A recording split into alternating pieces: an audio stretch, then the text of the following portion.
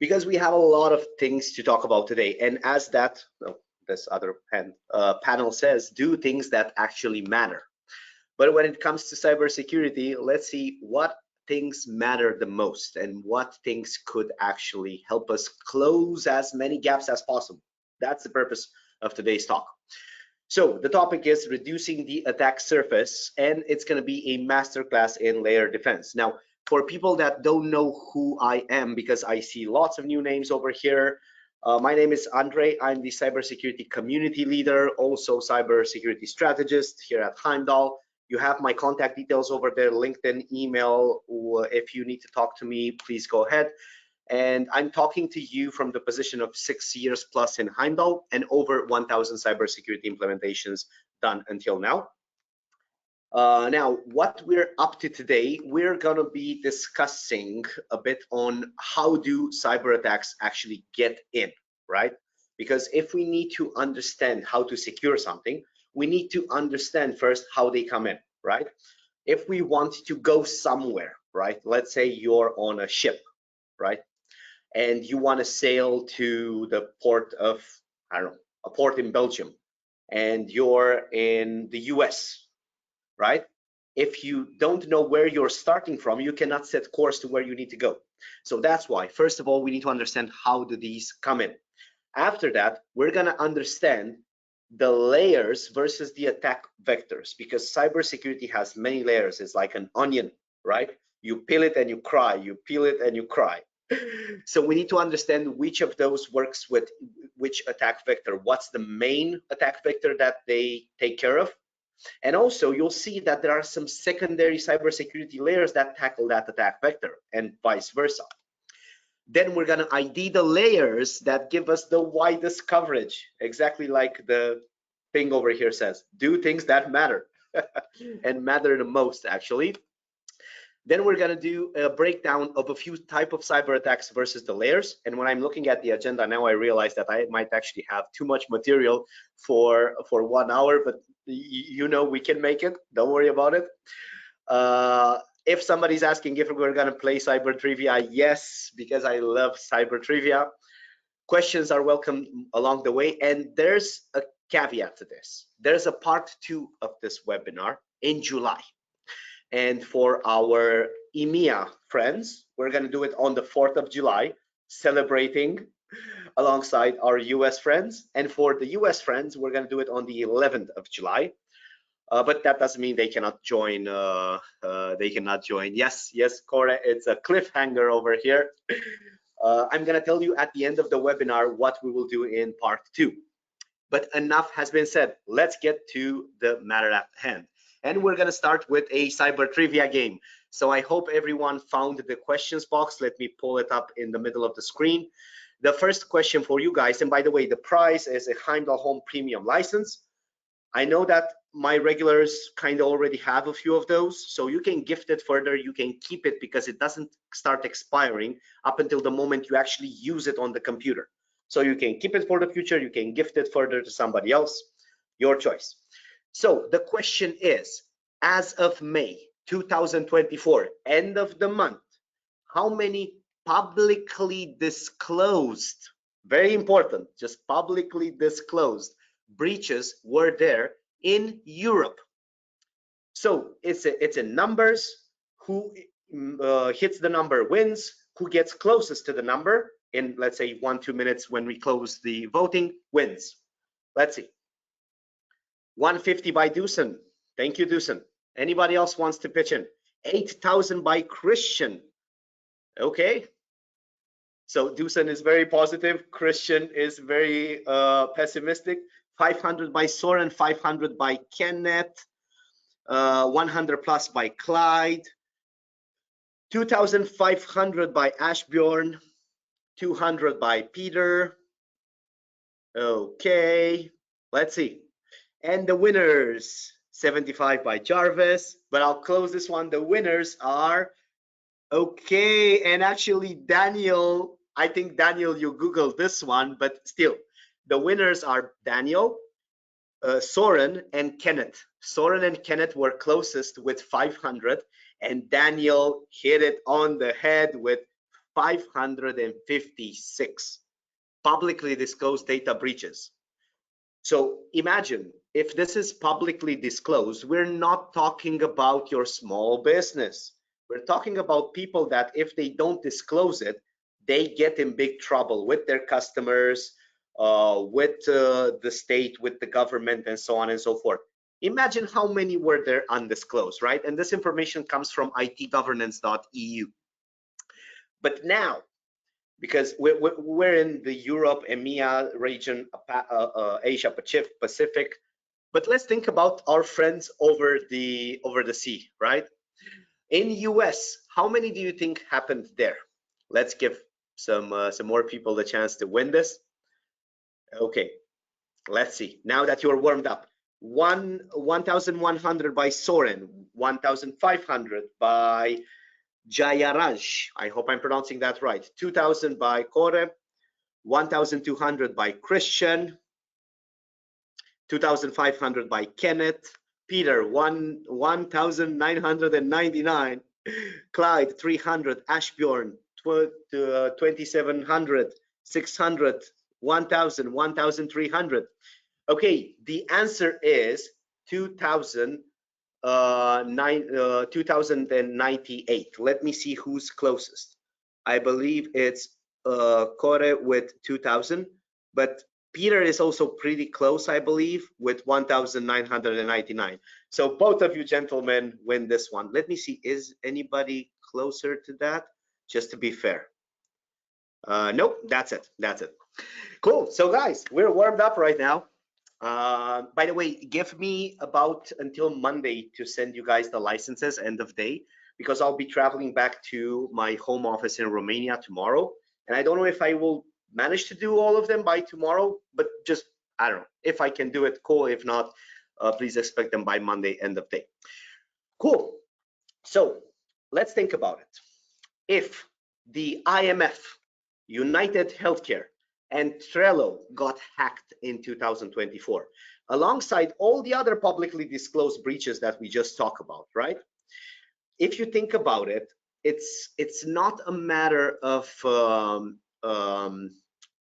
us having some security and being protected, because at the end of the day, if you think about it, I don't think that the IMF doesn't have security, or United Healthcare or Trello doesn't have security. But if you look at it, the IMF was compromised by a few email compromises, right? I believe 7-10 accounts were compromised, and that in time led to the hack.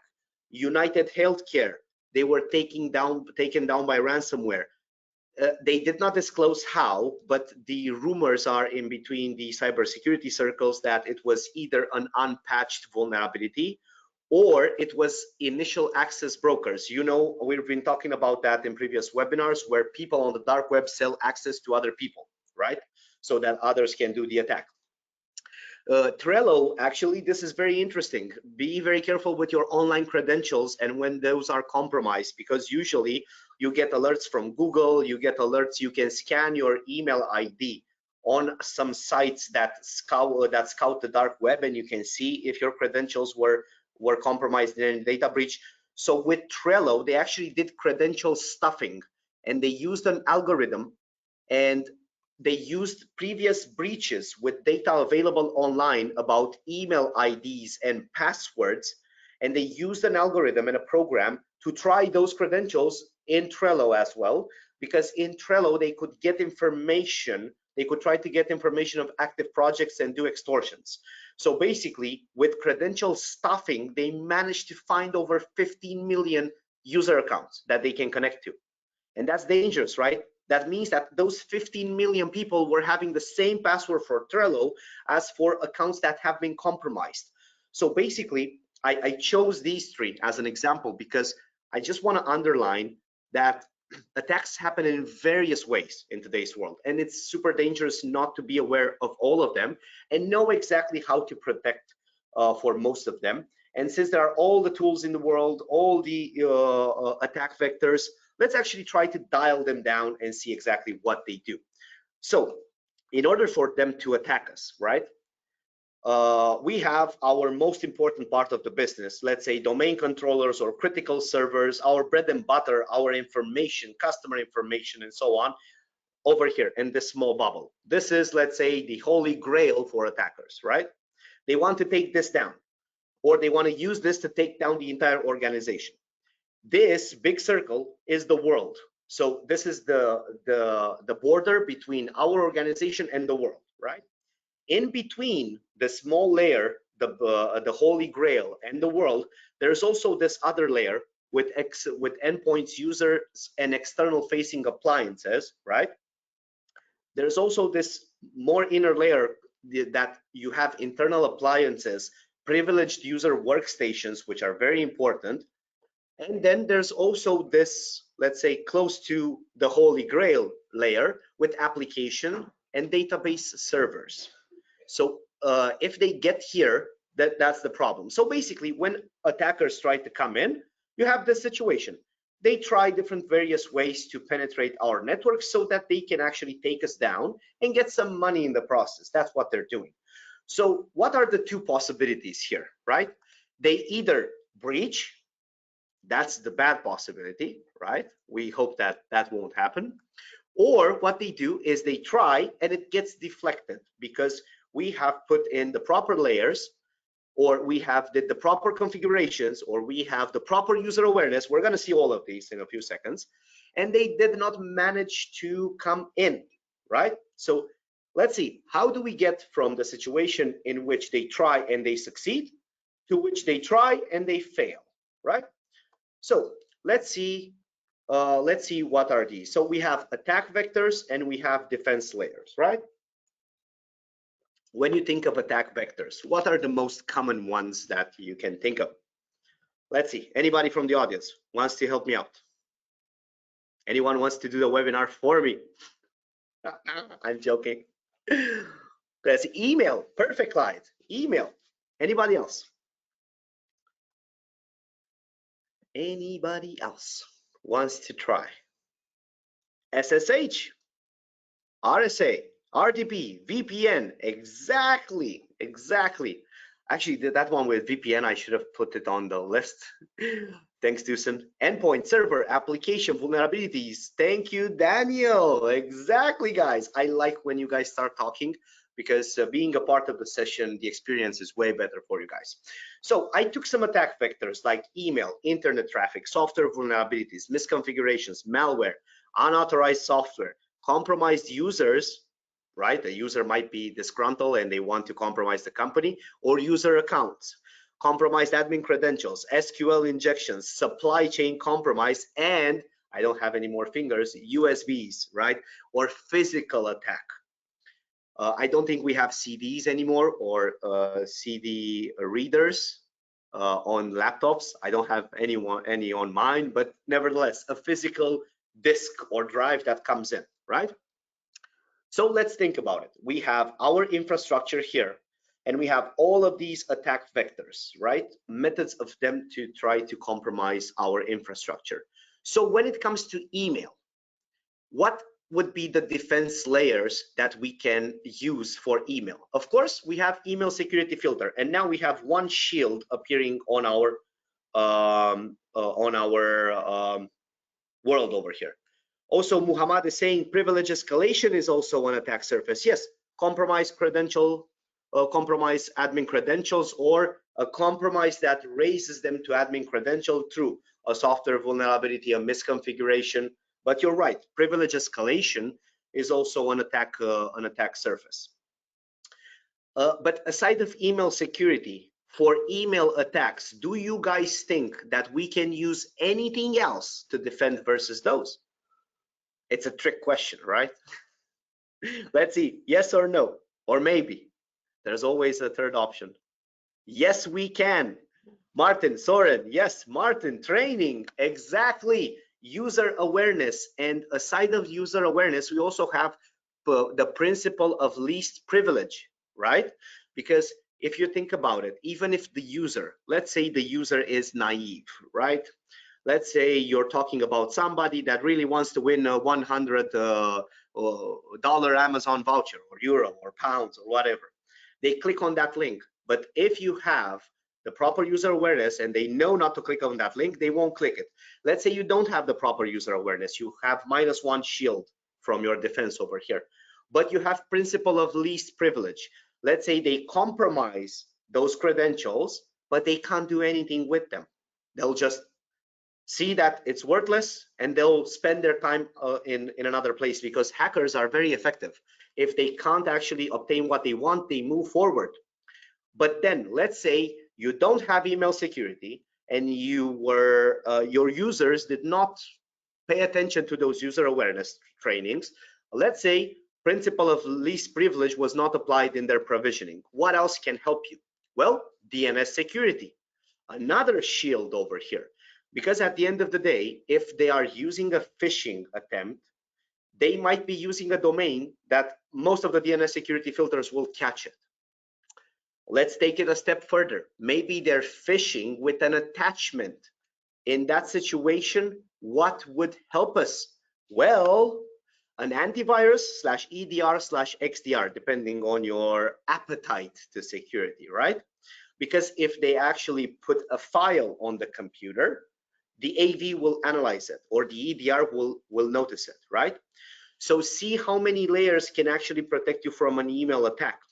But then there's also application zero trust or application whitelisting, depending on how you want to name it. It depends in the industry, right?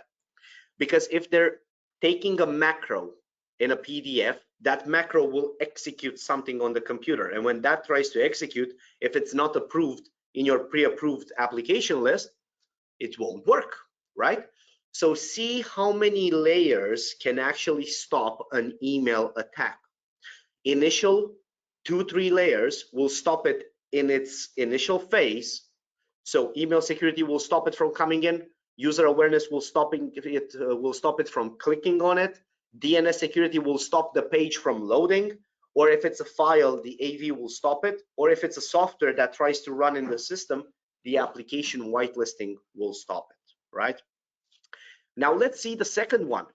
And now the fun part starts, because layers will start to overlap. And this is exactly what we want. But even if you look at it, let me put a pointer over here. We already have 1, 2, 3, 4, 5, 6 defense layers just when we want to secure from email. Let's see exactly how do these 6 defense layers that we have play along with other attack vectors. So internet traffic, we have DNS security, right? We have internet traffic being secured, and let me move my camera, by the DNS over here, right? But also we have the antivirus, because if you go on the internet and you get a payload, you get a drive-by attack, the antivirus will find that file. Also, if that file tries to run in your computer, you have application security and you have zero trust on. If it's not approved by you, it will not execute, right? So already 3 layers are overlapping between these. Let's see if we have any new layers. We do. We have firewall. So now we added another shield to our defenses. Now, if we move forward, okay, I see Muhammad is telling us something. I have seen that a small PowerShell, I believe, script comes and then hidden downloads are carried out. And when they run it, it will be captured by the antivirus or EDR or extended threat protection. Exactly, because they're trying to put something in your computer and the other layer will see it, the other layer will see it, and so on and so forth. And that's basically this multi-layered fashion. And by the end of this matrix, we will have a clear visibility on how many attack vectors each of these layers will actually counter for you. And that's what's most important, because we want to do the things that matter most, right? I love this this thing on the wall over here. Could not have found a better office to do this webinar. Okay, cool. Let's look at software vulnerabilities. You have one, patch management, and you also have vulnerability scanning, right? Because sometimes you want to be able to scan for vulnerabilities and have the risk register. I believe you guys know, your cybersecurity people, you know about the risk register. And vulnerabilities usually are two methods, right? Misconfigurations and software vulnerabilities. Both of them will be found with the vulnerability scanner. Then when it comes to software vulnerabilities, guess what? Also the antivirus will help you, because when they try to use a software vulnerability against you, it's called an exploit kit. And the exploit kit usually contains malicious code. And if your antivirus / EDR, XDR, depending how you want to, what's your appetite for security, right? These are three different levels of the same product, more and more strong along the way. Will be able to sandbox that particular item, analyze its behavior, and it will see that that's not a legitimate update. It's actually an exploit kit. Moreover, DNS security will help you as well, right? Because if you think about it, if a software vulnerability comes on the computer, first of all, it needs to be downloaded from somewhere. And DNS security can stop it at that point, or let's say they make it in such a way that it tricks the DNS security. Not a problem, nothing can be 100% accurate. So that's why we have the multiple layers, right? So let's say it tricks the DNS security, but in that moment, what happens? It comes on the computer and it starts doing communications with the command and control server. And when it does that, guess what? The DNS security will pick it up, right? But let's say when they do the exploit kit, then let's say they want to use a misconfiguration. Let's talk about misconfigurations. By the way, misconfigurations is something that you guys can address for free, very fast, and you will get a lot of security out of it. I hope that everybody is looking at system hardening in general, right? When it comes to misconfigurations, this one, you have first vulnerability scanning, which again will find both misconfigurations and software vulnerabilities. And also you have the system hardening or secure configurations. Depending on which part of the world you're in, you might call it system hardening or you might call it secure configuration, right? It's the same thing. So both of these will be fixed by this. But let's actually see what's next over here. So we have more shields added. As you can see, I'm adding shields over here. This is like an armadillo right now. It's getting stronger.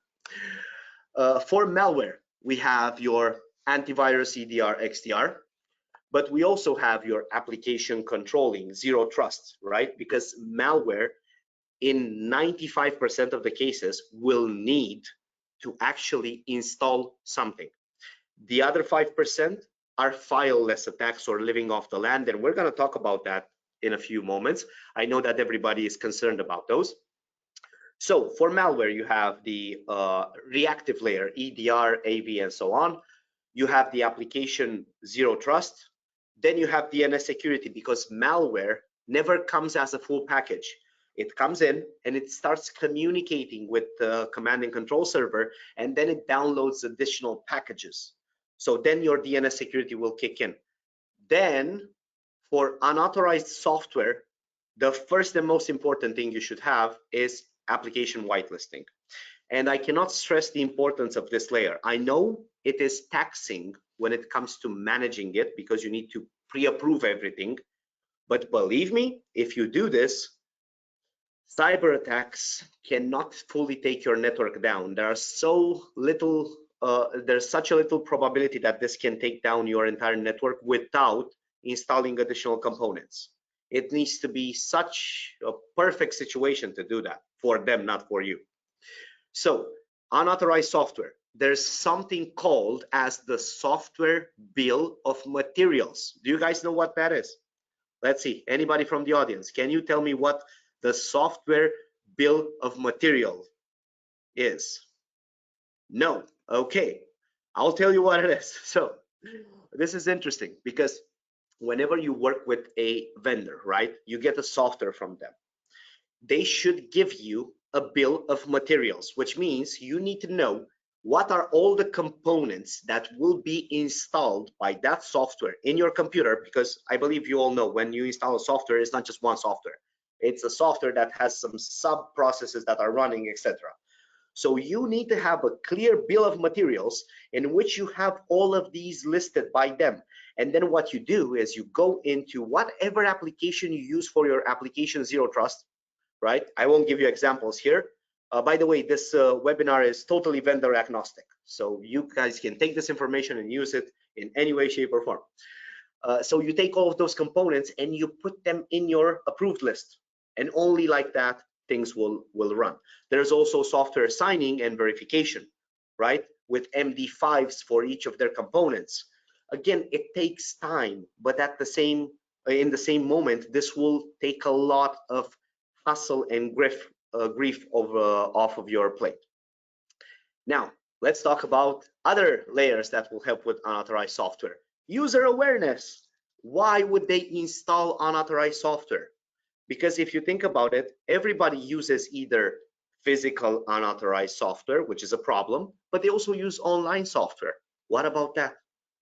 That's a big problem as well. They put their data, they do connections with all servers that, if you think about it, yeah, shadow IT, Martin. And the old shadow IT was physical shadow IT.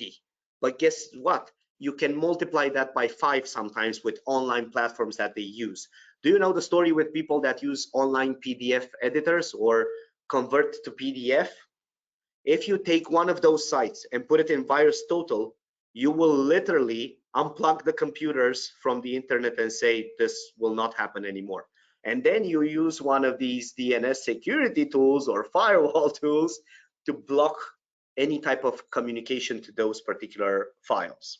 Because what they do is they upload the document on that site converts it to PDF, whatever they do, and then they download it back to the computer. And that's a different file, right? And with that file that's back to the computer, this can literally be the door that will literally take down your network. Just that one little file that they downloaded back. Again, hopefully it will be picked by your other layers, right? Because that's why we have so many layers that we're talking about here. Let's see, what's next? So, compromised users and user accounts. Most important, user awareness and principle of least privilege. You guys, most of you guys, or at least half of you guys, been in previous webinars of ours. You saw how people are selling accounts in companies of people that don't work there anymore. If somebody buys that account and comes and tries to deploy an attack, but they see that that is so limited that they cannot do anything, what they'll do is they'll move forward and that's it. Job done. So if you do principle of least privilege and also make sure that you do as much system configuration hardening as possible, and that you have a proper EDR, and that you have application whitelisting, and that you do, again, system hardening, very important. It doesn't matter if they compromise the account, although you should do deprovisioning as soon as a user left the organization. This is kind of a must, but nevertheless, let's say you didn't get informed or you didn't get notified or whatever, it's the next hour that this is happening. I don't know, it can be a lot of reasons. But even if they try to, you have, again, so many layers that will actually stop this. Next, compromised admin, as Muhammad said earlier, right? I believe it was Muhammad, I hope I'm right. So the first layer of compromised admin that should always be in place is PAM and multi-factor authentication, all the time. If you're an admin, if you need to connect to an admin account, or if you need to take admin rights on your computer, you better have multi-factor authentication. That's the minimum. Then also PAM. PAM is very important because even if you give somebody admin, it should not have the power to actually create damage further. Just-in-time admin rights, right? You're admin now. In 5 minutes after you finish your thing, you're no longer admin. If somebody tries to compromise you, well, surprise, you just get a regular user. You no longer have an admin account. Then let's say you don't have PAM and MFA, right? What's next? You have the antivirus /EDR/XDR, right? Because even if they try to do something, you will have telemetry, exactly like Muhammad said earlier. You have a small PowerShell script that tries to run with admin rights. PowerShell should never run without admin rights, right? We agree. So let's say exactly his situation. You have a PowerShell script that does hidden downloads that when they are carried out and they are executed, that's the thing, the EDR will capture them because they try to do things that are mapped to Sigma malware rules. And Sigma malware rules are things like this. If an application does X, Y, Z, which are behaviors known to be done by malware, then in that moment, you can determine that that application is attempting to do, I don't know, lateral movement, a system discovery, etc. And that will be captured by your EDR, and it should always be captured by your EDR.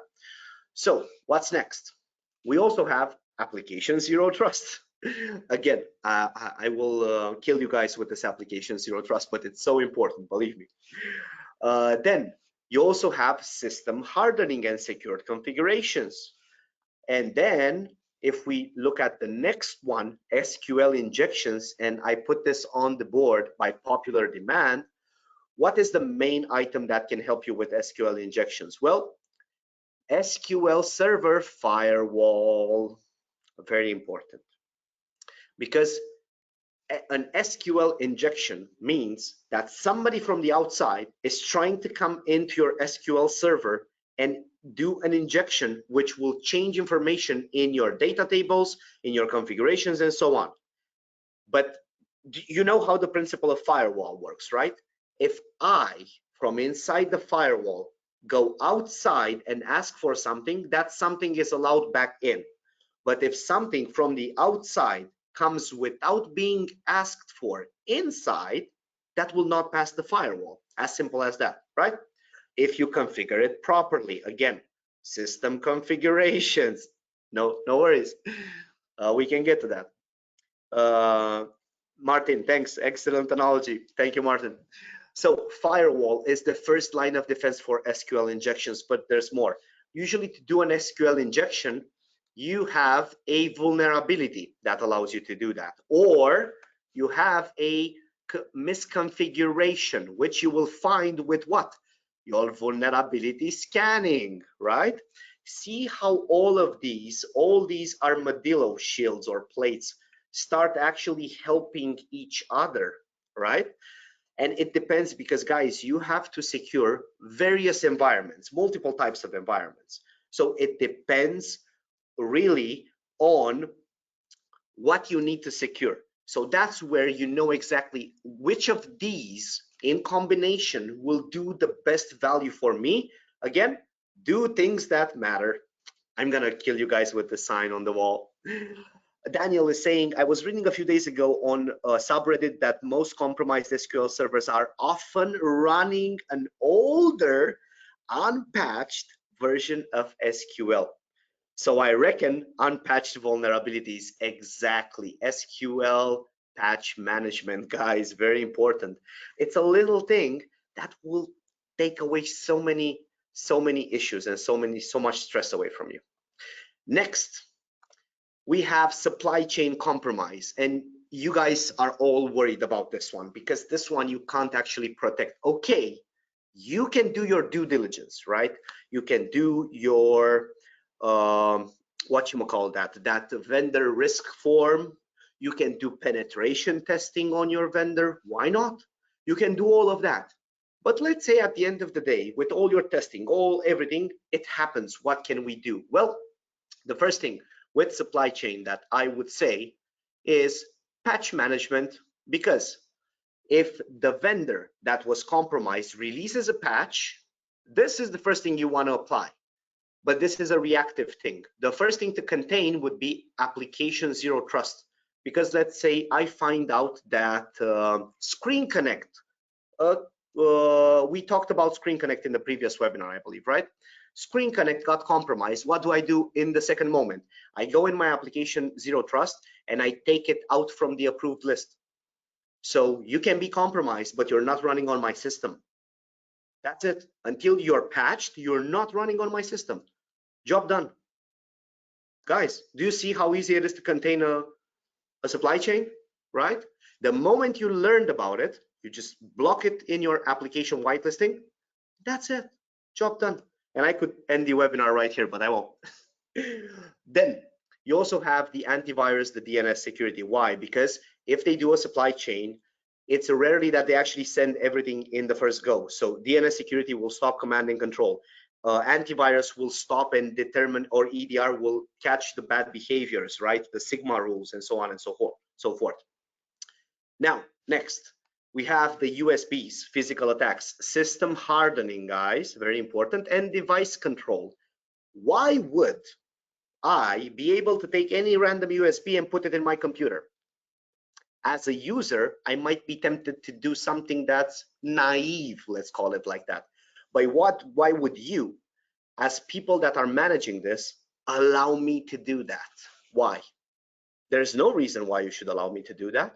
Only pre-approved flash drives should actually be able to work. Or better yet, no flash drives for the regular users, maybe only for people that actually have a business reason to use flash drives. I, for one, in my work, have no literal reason to use flash drives in my computer. So I'm not allowed to use flash drive in my computer. If I put one flash drive, it says access denied. And that's pretty much it. So guys, do you see how many shields we now have over here? It's literally like an armadillo that has prepared itself for defense. Now, let's talk about 3 types of attacks, right? And also with USB, user awareness, DNS security, antivirus, those will help as well. But the main ones are device control and system configuration. Now, if we look at each of these layers, application whitelisting will help you with 8 of these vectors, right? That's why I'm stressing this one so much, because if you put this in zero trust mode, I'm saying it takes a lot of time, but it will give you so much relief, because you will see attacks trying to come in and fail continuously. So this one will give you the biggest bang for your buck. And it's not an expensive layer. It's a bit time consuming, but it's not expensive at all. Then your EDR, 7 layers, 7 attack vectors, it will handle 7. That's why everybody says your basis is your AV/EDR. But I would say your basis should be application zero trust, in my opinion. But again, this is subjective, right? Then DNS security will handle 6 of these attack vectors, followed by system hardening, free. This is free cybersecurity, 5 vectors. User awareness and principle of least privilege, 4 vectors. Patch management, 3 vectors, very important. Then firewall and vulnerability scanning, 2 vectors each. PAM, MFA, device control, and email security, 1 vector each. Muhammad, you're having a question about how to whitelist the USBs. We can talk after, or you can talk to your customer success manager. You can do this in the AV in Heimdal, or you can do this by system configuration, but it's a bit more difficult. Cool. Let's look at 3 attacks, right? Let's look at phishing. Everybody talks about phishing, right? But before we look at phishing, let me do a cyber trivia. Are you guys ready? What percentage of cyber attacks start with a phishing email? Go.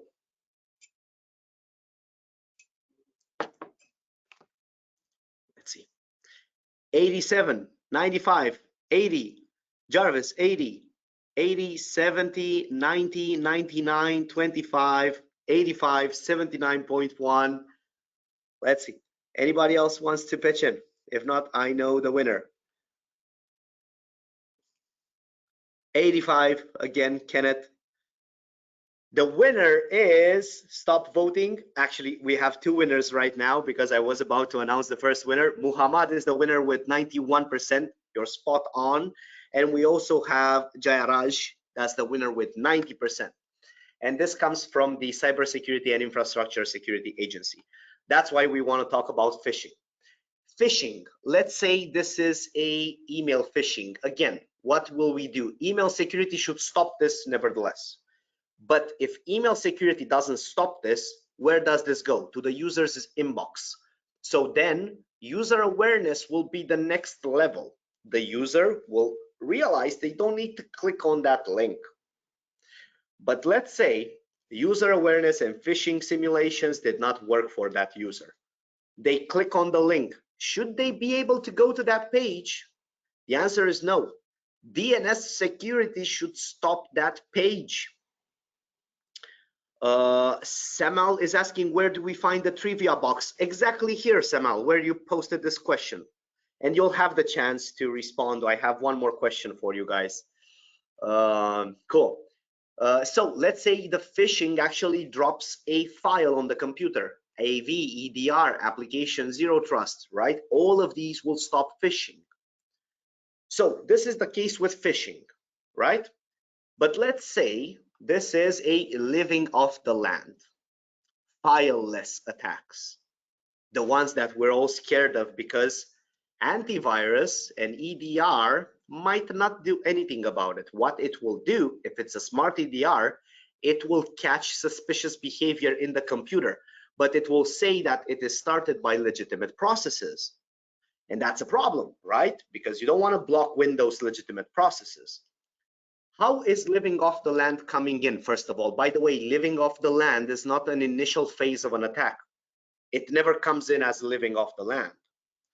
So it actually comes in from usually internet traffic, right? You're on a website, you have a PowerShell script, or you have a script that will create a Windows task in the scheduler, or you have a vulnerability that will allow an application to be hollowed out and replacing the code in it. It can even be a Windows process, a legitimate Windows process. So internet traffic will be one, DNS security, firewall, and so on. Misconfigurations. This is another one that allows a lot of living off the land. So what do we do for misconfiguration, guys? We talked about it. We do vulnerability scanning and we do system hardening, securing configurations, right? It can be SQL injection and then remaining as a living off the land, which we do what? Firewall configuration, system configuration in our SQL servers, patch management, make sure all your SQL servers are up to date. Very important. So this is what I would do with living off the land. Of course, living off the land can come after a supply chain compromise as well, which again, we know the layers, right? And the last one, the one that actually takes our business down, ransomware. Before we talk about the ransomware bit, let me ask you guys, cyber trivia. Samuel, are you ready? Now you have the trivia box. By what percentage did the average ransomware demand change in the last 12 months? Go.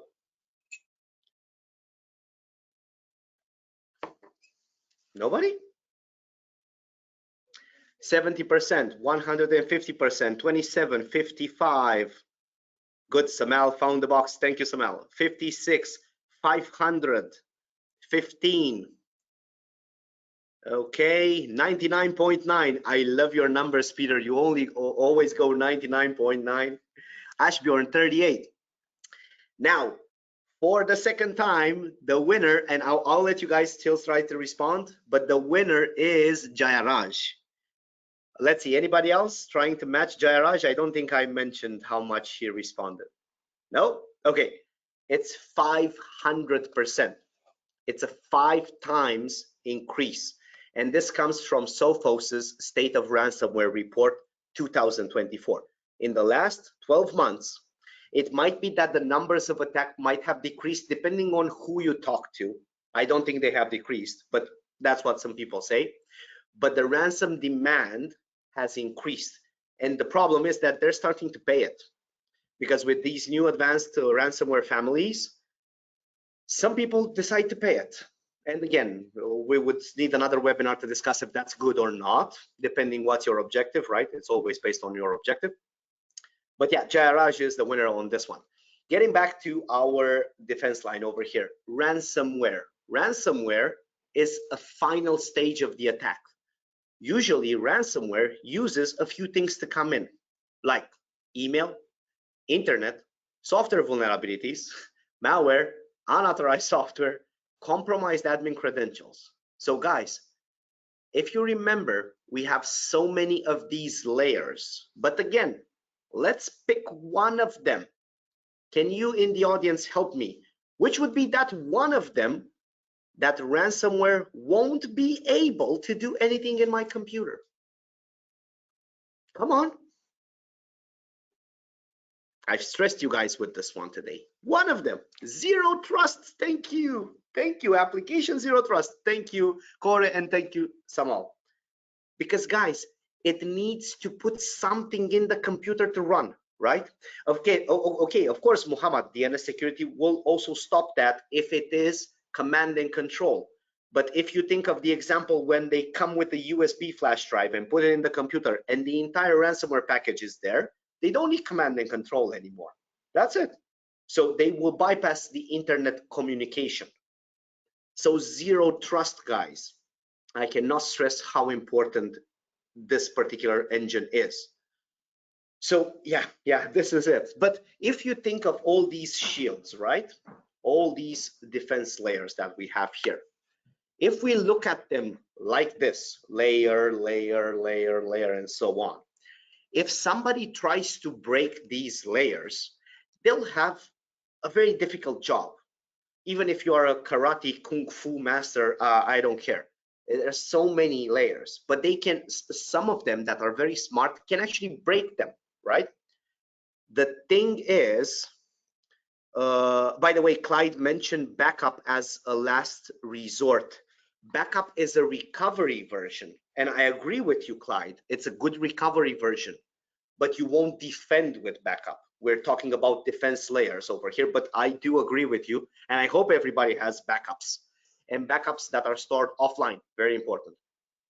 But again, getting back to this, if you look at physics, right? If you take 10 pieces of paper and break them, you can break them.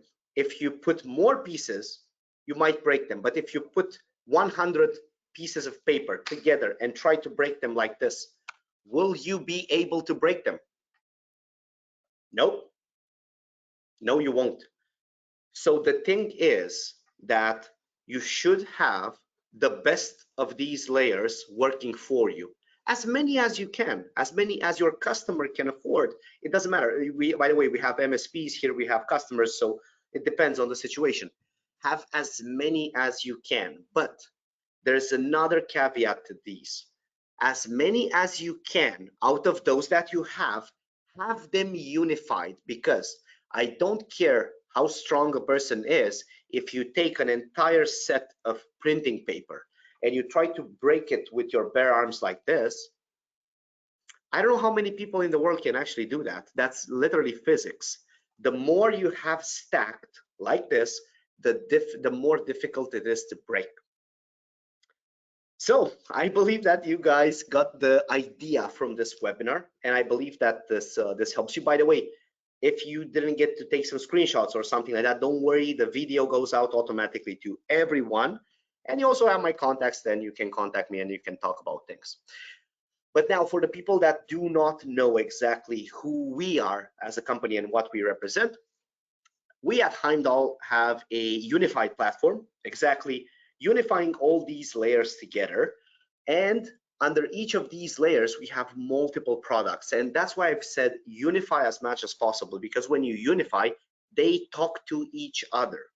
Just a small example. You want admin rights using PAM, but that computer has a virus that detected that you have admin rights right now.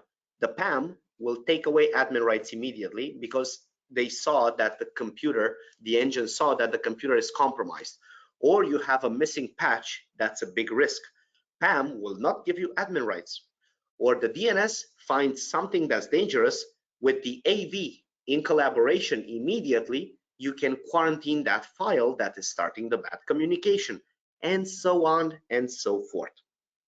And I told you that this webinar has a part 2. Some of you guys, I saw that you're already registered. It's on our website already. In the part 2, since this webinar was vendor agnostic, we just talked about what are the layers that you can use to secure yourself. In part 2, I'm going to do specifically a Heimdal demo on each of these layers, right? Go from layer, the entry layers, and then after the entry layers, we'll go to the more advanced layers like your ransomware, encryption protection, and so on.